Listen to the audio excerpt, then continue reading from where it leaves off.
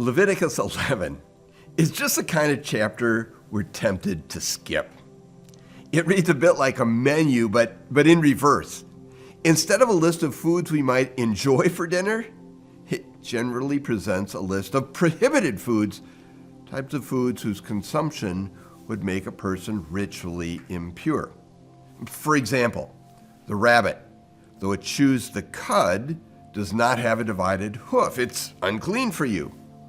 And the pig, though it has a divided hoof, does not chew the cud. It's unclean for you. See what I mean? Now, scholars have attempted to find a thread of logic behind the items in the prohibited food list, but a helpful consensus has not emerged. What's more, New Testament texts like Mark 7:19 and Acts 10:15 make it clear that the dietary laws of the Old Testament are no longer required religious practice in the New Testament era. So it seems our best choice might be to just find another chapter to read.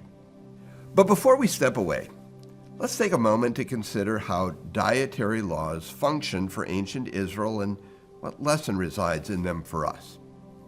Now, God asked Israel to avoid randomly drifting into a dinner plan that was popular or convenient. And by doing so, they would distinguish themselves as the people of God. This is one way the Lord asked them to be holy. Now, the same is true for us. The list reminds us to live thoughtfully rather than randomly.